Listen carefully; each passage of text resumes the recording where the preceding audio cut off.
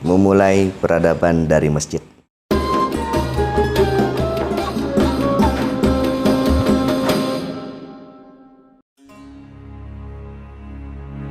Mengapa masjid?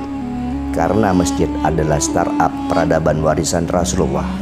Mengelola masjid berarti mempertahankan dan meneruskan warisan Rasulullah. Mengelola masjid adalah aktualisasi rasa cinta kita kepada junjungan kita Rasulullah Muhammad SAW. Sebagai sebuah startup peradaban, masjid telah dan tetap mampu memberikan kontribusi kemajuan peradaban umat manusia sejak 1400 tahun yang lalu hingga detik ini. Kontribusi masjid selama 1400 tahun terakhir sungguh tak ternilai hingga detik ini. Entah berapa miliar manusia yang menjadi manusia terdidik karena masjid. Hingga detik ini, entah berapa ribu kerajaan yang telah berdiri karena berawal dari masjid. Hingga detik ini, entah berapa wilayah yang berhasil berkembang dan lestari hingga saat ini. Banyak, sangat banyak, tak ternilai, sungguh tak ternilai. Maka mengelola dan membangun masjid berarti kita mengelola dan membangun peradaban. Masjid dapat memberikan kontribusi besar bagi kemajuan manusia. Masjid Nabawi di Madinah mampu mencerahkan umat muslim di seluruh dunia. Hingga detik ini, Masjid Al-Qawariyun di Maroko dan Masjid Al-Azhar di Mesir telah menghasilkan puluhan juta kaum cerdik pandai yang mencerahkan umat manusia di seluruh dunia.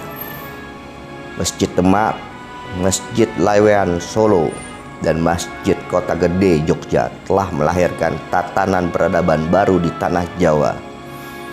Masjid Sultan Muhammad Safiuddin II di Sambas, Masjid Sultan Abdurrahman di Pontianak, dan ratusan masjid tua lainnya di Nusantara punya kontribusi yang sangat besar bagi pengembangan peradaban masyarakat di Nusantara. Bagaimana dengan masjid kita? Apakah bisa menjadi seperti itu? Jawabannya bisa, bahkan sangat bisa. Itu zaman dulu. Kalau zaman modern, apakah mungkin? Tahun 1912 Perserikatan Muhammadiyah berdiri di Masjid Kauman, Yogyakarta. Hingga saat ini, di zaman modern ini, Muhammadiyah yang lahir dari masjid ini memiliki layanan pendidikan dan layanan sosial terbesar di dunia. Contoh lain, tahun 1926, Pondok Modern Darussalam berdiri di Masjid Atik, Desa Gontor, Kabupaten Ponorogo, Jawa Timur. Saat ini, di zaman modern ini, Pondok Modern Darussalam Gontor telah menjadi pesantren terbesar di Indonesia yang dapat menyelenggarakan pendidikan sangat berkualitas bagi 33.000 santri di 25 cabangnya yang tersebar di Indonesia, serta memiliki aset triliunan rupiah. Oke, itu masih zaman dulu. Bagaimana dengan zaman sekarang? Contohnya mana?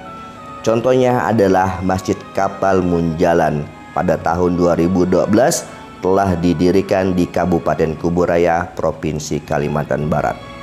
Dan saat ini telah beroperasi di 80 kabupaten kota di Indonesia dan dapat mendistribusikan kebutuhan pangan setiap hari bagi 300.000 anak yatim dan santri di seluruh Indonesia. Tahun 2017, Masjid Kurir Langit di Baru, Sulawesi Selatan berdiri. Saat ini mampu menyelenggarakan pendidikan gratis bagi ratusan santri dan menyelenggarakan layanan kesehatan gratis bagi masyarakat. Masjid dapat menjadi solusi konkret. Masjid dapat menjadi solusi konkret bagi masyarakat. Masjid dapat mengentaskan kemiskinan. Masjid juga dapat menyerap tenaga kerja. Masjid dapat menjadi lumbung ketahanan pangan. Masjid juga dapat menjadi pusat pelayanan kesehatan bagi masyarakat. Coba lihat perekonomian masyarakat di sekitar Masjid Nabawi, di sekitar Masjidil Haram.